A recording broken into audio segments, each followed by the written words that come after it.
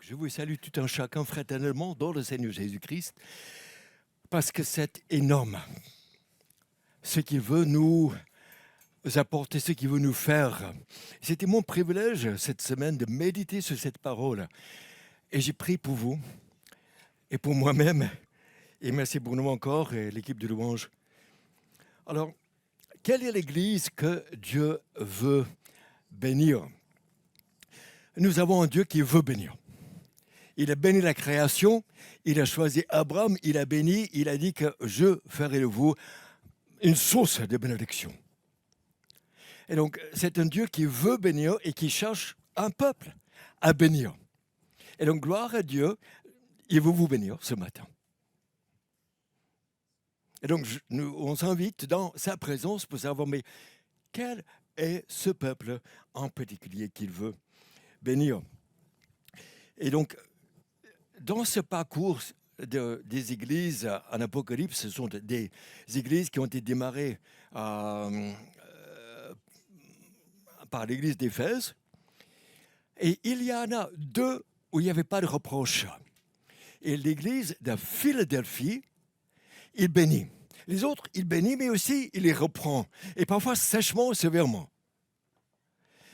C'est-à-dire que le Christ marche au milieu de nous. Le Christ marche aussi au milieu de nous ce matin, je pense.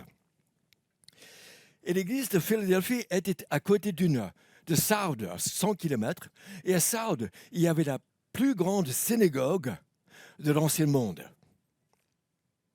Jusqu'à 1000 personnes pouvaient venir adorer dans la synagogue. Et donc, on mettait pression. C'était connu. Les petites assemblées chrétiennes qui adoraient Jésus n'étaient pas connues. Et donc Jésus leur adresse face à cette oppression ces paroles. Je connais tes œuvres. Et ce matin, Jésus te connaît. Et si tu es à lui, il connaît tes œuvres. Pour bénir, pour fortifier, mais aussi pour que tu participes, comme on l'a chanté, à ce bonheur. Et Jésus dit à l'église de Philadelphie, tu as peu de puissance et tu as gardé ma parole sans renier mon nom. Alors, ce matin, peut-être qu'on se dit, zut, je qualifie, je me sens parfois avoir peu de puissance pour en moi-même de faire quelque chose. Alors là, sois béni. L'Église, après, à Laodicée, a dit, moi, je suis riche, besoin de rien de tout. Alors Jésus leur dit, vous êtes pauvres et aveugles. Venez à moi pour devenir riche. Mais ici, c'est une Église qui dit, face aux autres, face aux défis de notre culture, face aux autres assemblées, on est petit. Peu de monde, peu de talent, peu de moyens. Et Jésus dit, je vais les bénir. Et de deux, il dit, tu as gardé ma parole. Alors, les autres églises ont aussi de manière gardé sa parole. Mais, par exemple, la première église, Éphèse, a gardé la parole, mais sans amour. Ils étaient là. Et la dernière église, Laodicée, était une église tiède, comme Karina nous l'a dit, prêché dimanche passé. Et donc, ici, c'est une église sous la pression d'une grosse assemblée à côté et qui dit, j'ai peu de puissance. Et Jésus leur dit, mais tu as quelque chose. Tu as gardé ma parole. Alors, là, c'est pour nous la pierre de touche. Et donc, à cette église, Jésus dit, tu as peu de puissance, mais moi, j'ai les clés. J'ai les clés de la maison de David. La maison de David, c'est le peuple de Dieu. Et ça, pour l'éternité, le royaume éternel. Jésus dit, moi, j'ai tout le pouvoir et je vous ouvre une porte. Donc, ce matin, si tu te dis, je me sens avec peu de force, réjouis-toi. Parce que celui qui dit, moi j'ai les clés, est là. Il veut te bénir. Attention à ceux qui disent, là, je n'ai pas besoin, franchement. Là, c'est une erreur. On n'a pas ces clés-là. Les clés de l'éternité. Acte chapitre Apocalypse 1, Bruno nous l'a fait lire en partie avec Boubouz, son chant. Mais il dit, j'ai les clés pour le royaume pour l'éternité. Je ferme et je ouvre. Je laisse entrer pour la vie éternelle et je ferme pour la seconde mort. Alors là, c'est le pouvoir. Là, c'est vraiment le pouvoir. Et puis Jésus dit, tu as gardé ma parole sans renier mon nom. Alors, son nom, il se présente, on va explorer dans un instant pour ensemble, le saint et le véritable. Donc, garder la parole de celui qui est saint, c'est-à-dire que c'est infaillible. Ça ne va pas louper, c'est du bon, c'est du solide, et c'est du pur. Et c'est ceux qui prospèrent et ceux qui est vraiment béni. Le saint de ce côté. Et si on garde cette parole, la parole sainte, et aussi la parole qui est vraie, du véritable, le véritable. L'article défini est présent. Il est le véritable. Il n'est pas celui à mettre de côté. Il est le véritable. Et aux chers amis, s'il faut calquer sa vie, s'il faut mettre des repères, le véritable, mettez-le vraiment droit devant. Et donc Jésus dit, je suis le saint, le véritable. Il repêche les mêmes paroles que Jésus, ou Dieu, l'Éternel, s'est présenté, avec lesquelles il s'est présenté à Isaïe. Saint, saint, saint, au milieu des ténèbres, au milieu des catastrophes, il a cette vision du trône de Dieu et les chérubins autour, et il tombe les visages contre la terre et il dit, saint, saint, saint, ils entendent. Et maintenant, Jean, il entend Jésus, les mêmes paroles. Il dit le saint. Jésus donc s'identifie explicitement d'être l'Éternel de l'Ancien Testament. Et Jean est tombé aussi à se procéder devant lui. Et le véritable. Le saint et le véritable qui marche. Alors, le véritable dans l'Ancien Testament, c'est le mot hébreu, araméen, hébreu, amen. Et quand on dit amen, c'est je crois que c'est vrai. Ça me dit dans mon cœur, par l'Esprit de Dieu, que c'est vrai. Et mon cœur dit amen. Parce que je reconnais que ce qu'il dit est vrai. Et, pardon. Et donc, Jésus se présente comme celui qui est l'amen, le véritable. Et aussi, dans le grec, le réel, l'authentique par rapport à ce qui est faux. Il n'est pas le faux Messie, il n'est pas, comme on a voulu dire, il n'est pas le vrai. Il dit qu'il est le vrai, il est le fidèle, il est le véritable, on peut lui faire confiance. Il marche et dit, j'ai les clés de la maison de David et je vous ouvre une porte que personne ne peut fermer. Les portes de l'éternité, les portes du royaume, parce que c'est lui le roi. Donc Jésus, le saint, 3 fois saint. Jésus, le véritable. Jésus qui a l'autorité légitime. Pas brute, mais légitime. Sainte et véritable. Il marche parmi nous. On peut lui faire confiance, on doit lui faire confiance et dire « Je connais vos œuvres ». Alors, ici, c'est intéressant dans ce texte que quand il connaît les œuvres, il dit « Je réponds ». Ce n'est pas un Dieu indifférent, ce n'est pas un Dieu lointain. Il dit, je connais les œuvres. Et voici, j'ai mis devant toi. Et parce que, et deux parce que, et puis plusieurs, donc moi je. C'est-à-dire que les parce que dans nos vies, vos obéissances, votre confiance en Dieu, il en tient compte. Et il y a l'œuvre dans votre vie, dans notre vie collective. Et c'est le jeu de Jésus-Christ lui-même qui intervient gracieusement pour bénir, pour agir pour vous, pour nous. Et puis, il dit « voici ». Or, le « voici » est intéressant. Dans l'Ancien Testament, c'est le mot « hine » qui annonce que, attention, Dieu va faire quelque chose. Et peut-être dans ta vie, tu as déjà vu que Dieu il fait quelque chose pour toi. Peut-être qu'il a déjà expérimenté son amour de manière particulière, ou ses interventions, ses délivrances, ou son pardon, ou sa grâce, ou sa présence. Mais il dit, je connais tes œuvres, moi je suis le saint, je suis le véritable, et je marche, j'ai les clés, et voici, je fais pour toi.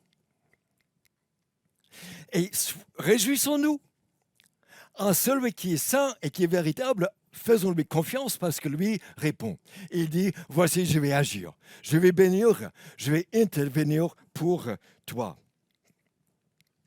Donc, l'Église que Jésus bénit a ses qualifications, elle a peu de puissance, elle reconnaît, mais c'est OK. Et elle garde sa parole, elle ne renie pas son nom. Alors, le fait de garder sa parole est quelque chose qu'on ne peut pas louper. Que Dieu nous aide, tout un chacun, à être une personne qui garde sa parole. Parce que depuis le temps de Moïse, il dit à Deutéronome, quand il entre dans le pays, « Si vous écoutez ces règles, si vous les respectez, les mettez en pratique, l'Éternel, ton Dieu, gardera envers toi l'alliance et sa bonté, et il a promis avec serment. » C'est Moïse. Maintenant, Josué, ils sont juste devant le pays, à l'entrée. Josué dit, Josué 22, « Aimez l'Éternel, votre Dieu, marchez dans toutes ses voies, gardez ses commandements, attachez-vous à lui, servez-le de tout votre cœur, de toute votre âme. » Répétez encore, cette fois-ci, Salomon, fils de David, roi d'Israël. Te voilà, Dieu lui dit, en train de construire ce temple, si tu suis mes prescriptions, si tu mets mes règles en pratique, j'accomplirai la promesse que j'ai faite à ton père David envers toi, j'habiterai au milieu des Israélites. Vous voulez connaître la bénédiction de Dieu, la présence de Dieu, la bonté de Dieu? Il a dit une chose, il a redit la même chose, il le dit, il le redit, garde mes prescriptions. Garde ma parole. Voici le saint et le véritable, celui qui a la clé de la maison de David, celui qui ouvre et personne ne peut fermer. Je connais tes œuvres, tu as peu de puissance, mais tu as gardé mes paroles avec persévérance. Donc Jésus bénit, il ouvre une porte et fait venir prosterner pour voir qu'il nous a aimés.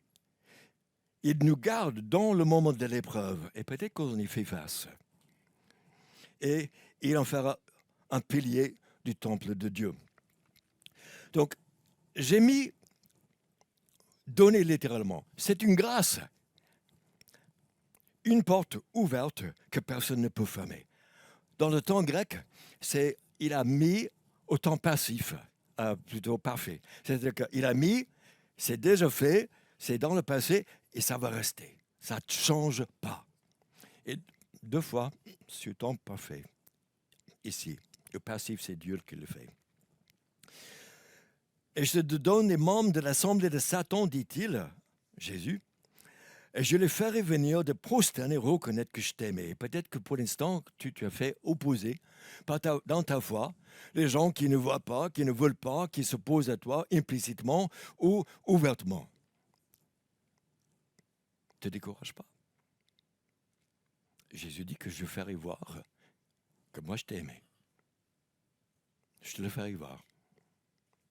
Ils vont venir le reconnaître, tôt ou tard. Si on regarde, par exemple, à l'Empire romain, les premières églises étaient d'abord persécutées par les synagogues et par la religion juive parce qu'ils ne comprenaient pas le Messie, Dieu incarné, Dieu devenu homme. Mourir, c'était pas pour eux concevable, quand bien même que les Écritures en parler.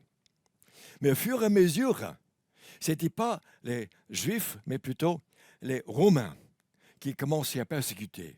Et surtout pour les raisons non pas théologiques, mais plutôt, quand bien même qu'ils protestaient que les chrétiens ne s'inclinaient pas devant l'empereur, mais c'était aussi sociologique. Les chrétiens ne participaient pas au jeu, à l'armée, et ce genre de choses éthiques, et ça les dérangeait. Ils se mettaient à part. Et si vous vous mettez à part, là, quand les choses n'allaient pas bien, on les cherchait. Pline le Jeune, vers l'an 110, il a dit, je lui ai demandé une fois, deux fois de se recanter, de se renier son nom. Et s'ils n'ont pas fait, à cause de leur avis trop opiniâtre, je les ai envoyés à la supplice. Mais la grande persécution est venue surtout sur Dioclétien vers la fin du IIIe siècle. Qu'est-ce qui arrive? Qu'est-ce qui arrive quand on tient ferme? Qu'est-ce qui arrive quand on a peu de puissance face à l'Empire et que tu gardes la parole de Jésus-Christ, le véritable et le saint, qui a les clés, sans renier son nom? On a dit que voici, je t'ai ouvert une porte que personne ne peut fermer. Alors l'Empire romain, est-ce qu'ils vont fermer la porte de tout?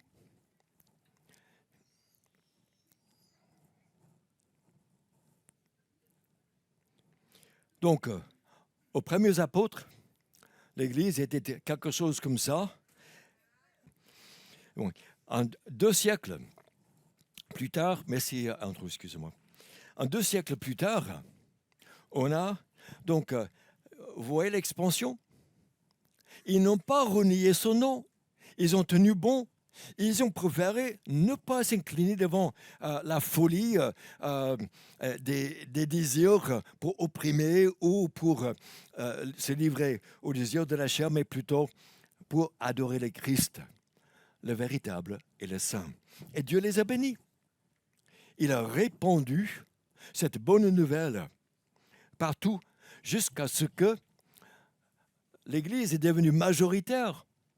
Et au temps de Constantin a dit, alors, puisque l'Église, le christianisme est majoritaire, alors là, les religions de l'Empire, paf, on met de côté. Mais c'était à partir de ce moment-là où la tradition s'est installée et on commençait à simplement adorer la tradition, les pouvoirs, les gens qui transmettaient, mais pas selon le Christ et la parole de Dieu. Et c'est là où l'Église commençait à descendre. Celui qui a la clé de David, celui qui ouvre et personne ne peut fermer. Celui qui ferme et personne ne peut ouvrir, dit Jésus-Christ. Or là, dans ta vie, il y a plein de choses que tu n'as pas ouvertes. C'est le Christ. Tu n'as pas choisi tes chromosomes, ton sexe, ton niveau d'intelligence, ton origine raciale, le climat économique dans lequel vous êtes né. Tu n'as pas choisi ta vie de famille, tes talents, tes capacités. Ces choses ont été ouvertes pour toi. C'est lui qui ouvre les portes, c'est lui qui donne, c'est lui qui bénit. Et nous, après, c'est qu'est-ce qu'on en fait? Et quand il ferme les portes, quand il ferme des portes sur des occasions ou dans notre vie, c'est une occasion pour montrer ce qui dure, ce à quoi il vaut mieux s'attacher, à celui qui est saint et véritable et pas aux choses passagères. Les choses plutôt qui comptent et qui durent. Sinon, on s'attache à un idéal, à de l'argent, à un individu, une aspiration, parce que nous sommes fragiles et superficiels. Et quand s'abattent donc les difficultés de la vie et la porte commence à se fermer, c'est là où on constate que, zut, il faut que je m'accroche à ce qui est solide, ce qui est le roc.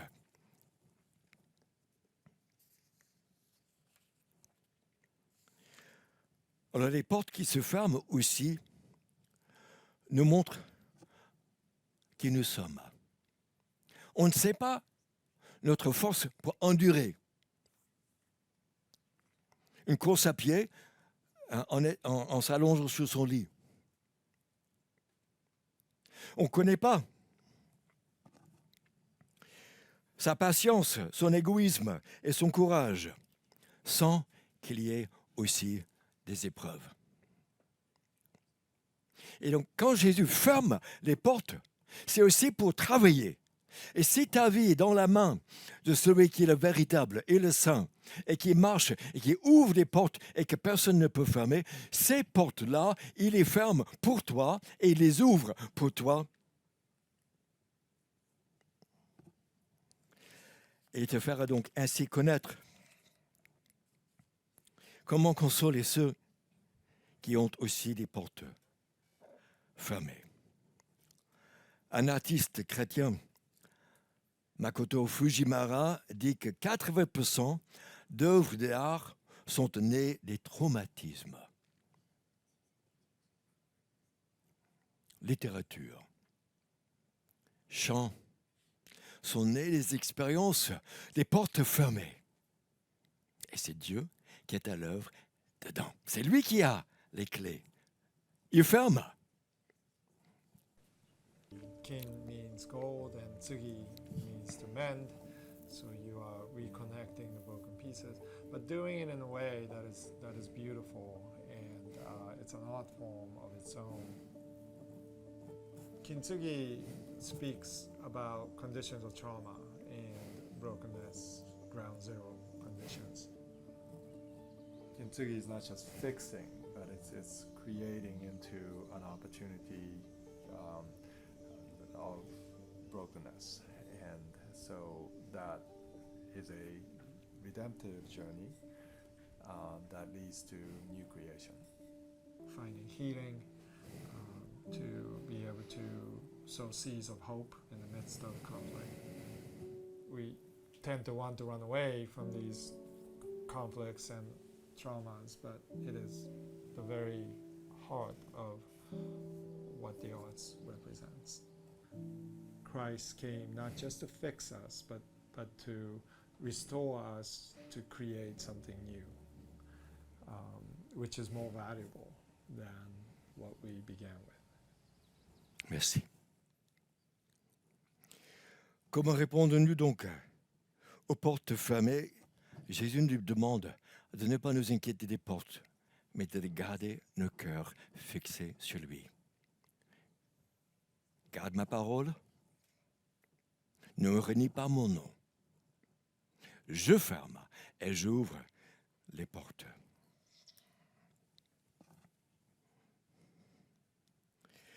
En fin de compte, Jésus a pris la seule porte qui compte vraiment, qui peut vraiment nous tuer. Et ça, c'est la porte de la maison de David. Il a les clés, il les a ouvertes pour nous.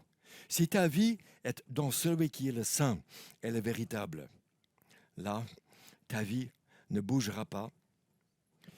Et lui, il sait ce qu'il sait d'être fermé dehors. Il sait ce qu'il sait de faire face à la colère de Dieu, à l'enfer, au diable. Il sait et il a vaincu. Et si ta vie est en lui, ta vie est aussi de l'autre côté, au ciel. Et personne ne peut te fermer cette porte-là. Et dans ce cas-là, nous vivons avec cette espérance. Et nous pouvons souffrir, croyant que même ce que le Christ a souffert pour nous, et Dieu a fait pour le bien, nous pouvons souffrir pour lui, pour ne pas renier son nom. Mais il reste fidèle. Il garde sa parole.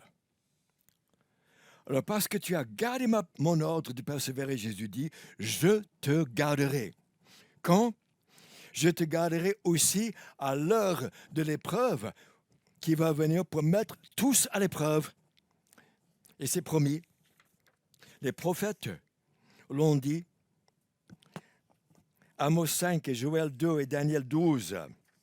qu'il va venir donc une heure d'épreuve qui s'intensifiera avant le retour de Christ. Il nous demande donc de tenir ferme. Et il nous dit, comme il a prié en Jean 17, 15, « Je ne te demande pas, ô Père, de les retirer du monde, mais de les garder du malin. » Et si tu as passé par le moment d'épreuve, oh que Christ, qui a promis d'être là, qu'il soit à ton côté, qu'il te porte, qu'il te soutienne. Et que tu vois que lui, il ouvrira la porte où il agira dans ce moment pour t'épauler, pour créer en toi ce qu'il veut pour que tu le glorifies. Il te gardera si tu gardes sa parole et si tu ne renies pas son nom. Alors, pas simplement l'Église du 1er siècle, mais aussi l'Église ici en France de l'Évangile a été aussi mise à l'heure de l'épreuve pour savoir si ou non on va vraiment croire, on va rester attaché à celui qui a pris pour nous la mort spirituelle, éternelle. Est-ce qu'on peut rester attaché à lui, coûte pour coûte? Et c'est là où les protestants avant nous, des siècles de la Réforme, ils avaient l'interdiction de revenir au protestantisme. On a démoli donc 89 temples en Nîmes. Les enfants ont été convertis à partir de 7 ans, avec une pension obligatoire de la part des parents de les nourrir, quand bien même qu'ils apprennent autre chose. Certains ont signé des certificats d'abjuration. La foi, il y a des épreuves qui nous mettent à l'épreuve et on peut répondre oui ou non. Et c'est fait pour savoir si ou non notre foi s'attache à Christ. Et puis pendant les dragonnades, les quelques dernières années avant la révocation de l'édicte de Nantes qui a garanti la liberté de culte protestant, on envoyait donc des soldats du roi pour vivre dans les foyers, dans les maisons, et saccager, et piller. Et là, les façons de renier la foi ont démultiplié de façon non spectaculaire.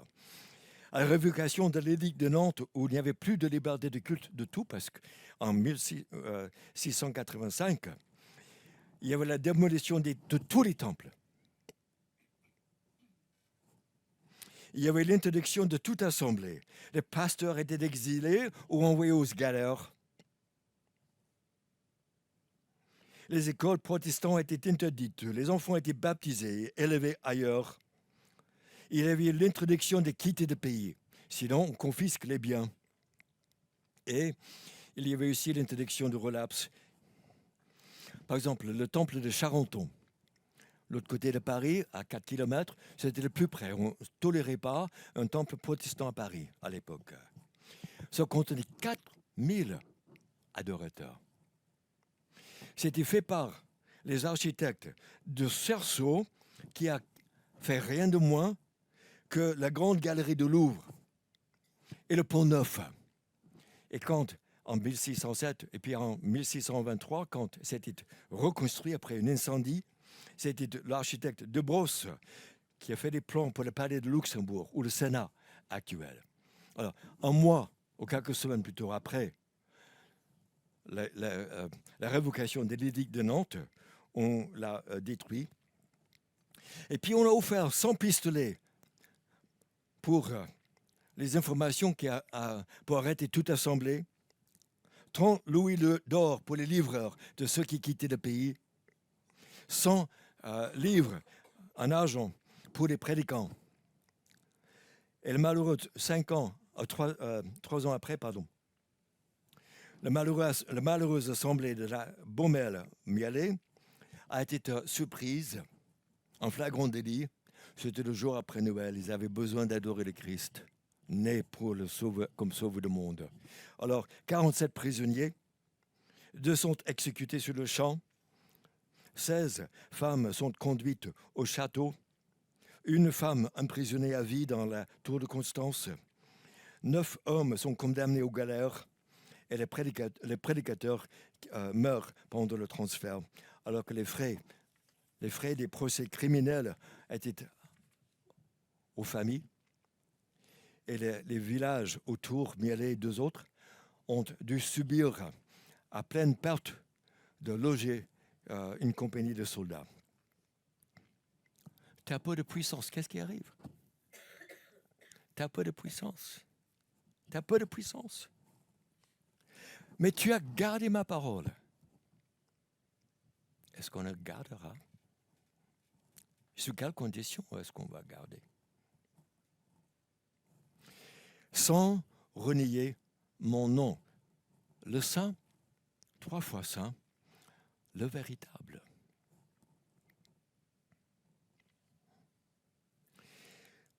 Je t'ouvre une porte que personne... Ah bon? Mais regarde. La Cévenole, sur les ailes de la foi, numéro 164, un hymne écrit par Rubens Sayons, qui a fondé l'Institut biblique de Nogent, pour commémorer la bravoure et le fait que ces braves ont tenu ferme à cette parole au Christ et n'ont pas renié ce nom. Et pour le bicentenaire de la révocation de l'édicte de Nantes en 1885, a composé ce chant. Jusque 20 ans avant la liberté de culte, en 1905.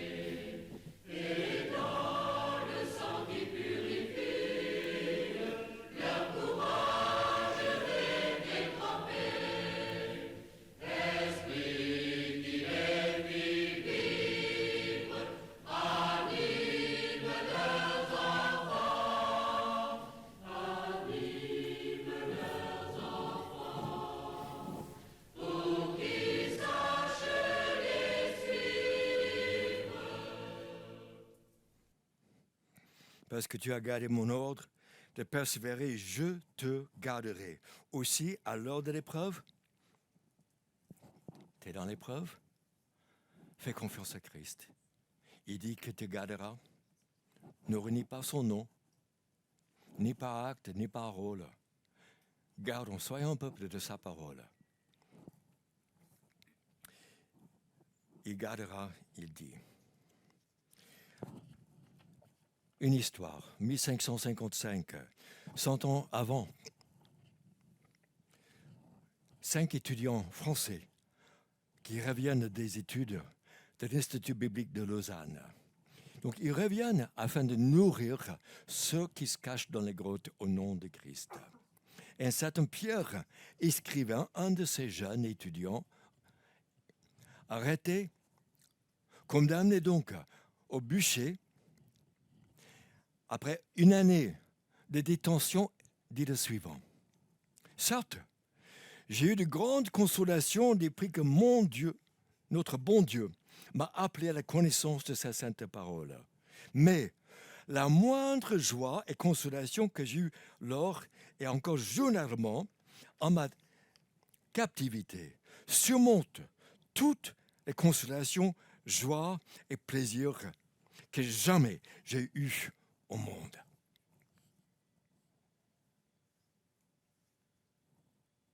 Car le Saint-Esprit me réduit en mémoire tant de belles promesses que Jésus-Christ fait à ceux qui souffrent pour son nom et fait goûter des joies de paradis. Or que Satan nous a donné de grands assauts quand il nous a présenté d'un côté des biens.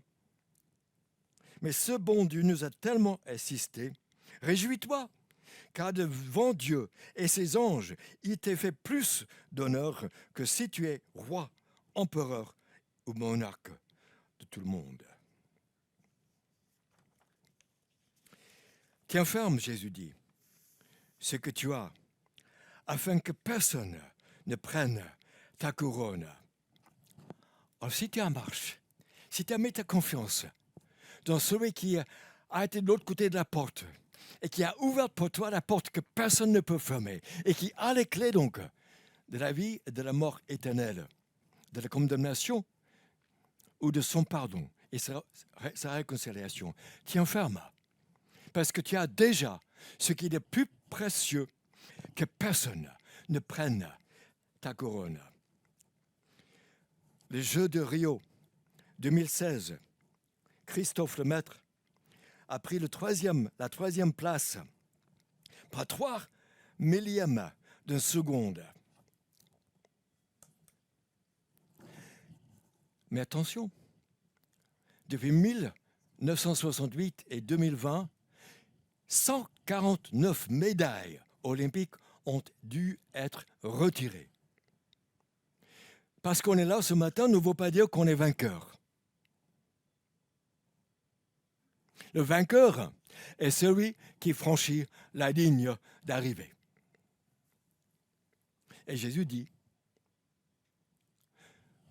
parce que tu n'as pas renié mon nom, et parce que tu as gardé ma parole, je te garderai. Et le vainqueur, je ferai un pilier dans le temple de mon Dieu, et il en sortira plus jamais. Apocalypse 21 nous dit qu'il n'y a pas de temple, il n'y a pas de temple. C'est Dieu lui-même. Il n'y a pas de temple physique, il y a un temple spirituel, c'est Dieu. Alors si tu es croyant, si ta vie est en Christ ce matin, il te destine à être un pilier et tu brilleras. Quelle que soit notre formation, notre origine, on brillera dans son temple et tu ne sortiras plus jamais. Tu ne te cacheras pas dans les grottes, tu ne seras pas envoyé aux galères, tu ne seras pas pourchassé, ou comme les Philippiens et Philadelphiens. Tu ne seras pas sur un plateau des tremblements de terre où ton temple risque d'être fissuré et tu cours pour ta vie.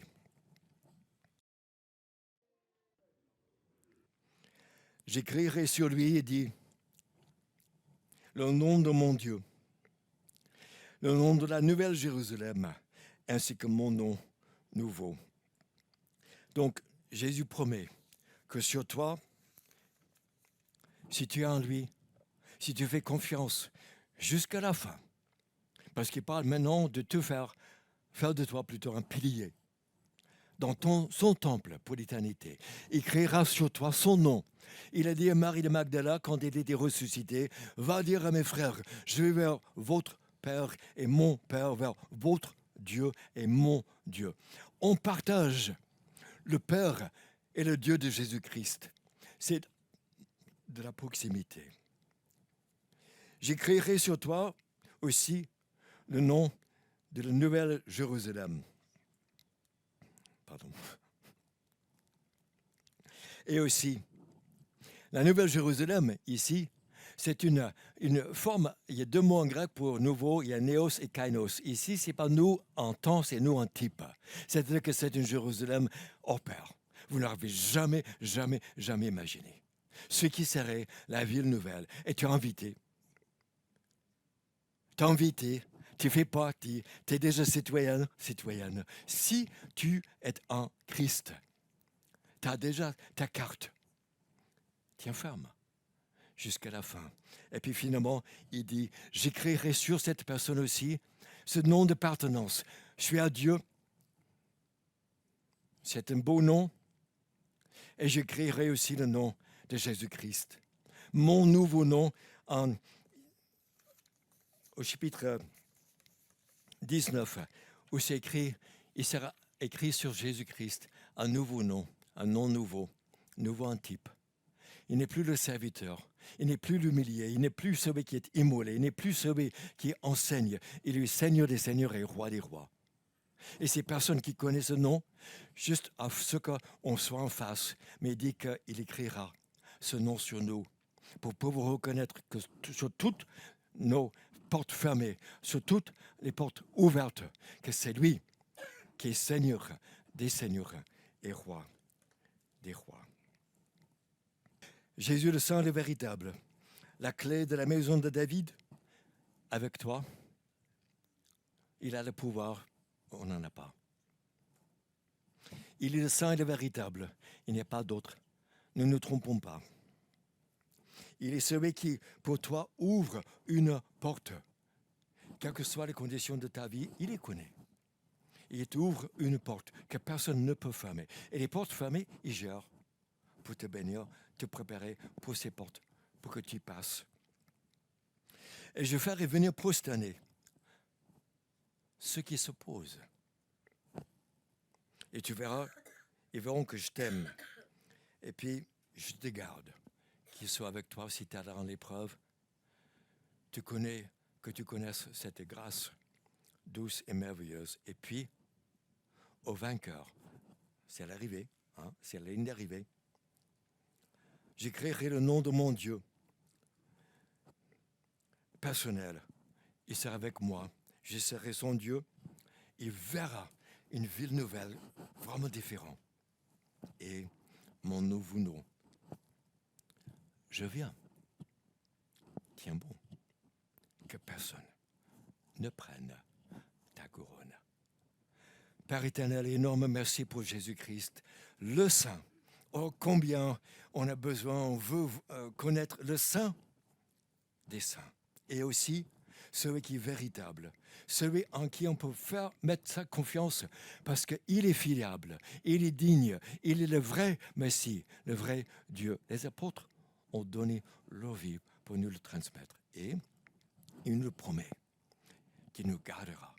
Oh, aide-nous à être un peuple de ta parole, un peuple connu pour ta parole. Et tu ouvriras pour nous une porte. Comme tu l'as fait pour ceux qui nous ont précédés, parfois ça leur a pris des décennies, parfois du temps. Mais nous sommes là. L'évangile est là dans ce pays. Nous sommes là au nom de Christ. Et nos aïeuls, ceux qui nous ont précédés, ont tenu ferme. Aide-nous à ne pas perdre notre couronne. Nous sommes entourés par un nuage de témoins. Donc fortifie ton peuple. Et ce Père qui sont dans l'épreuve, garde-les, qui connaissent ta grâce, ta force. Et Père, encore, que nous nous attendions à toi, que nous ne nous inquiétons pas trop des portes, mais de savoir garder ta parole, sans te régner ton nom. Et toi qui ouvres des portes, toi qui as les clés, que tu ouvres pour ton peuple les portes qu'il faut pour ta gloire jusqu'à l'éternité. Que tu nous accompagnes, que nous soyons au nom de Christ, comme lui, vainqueur, en son nom.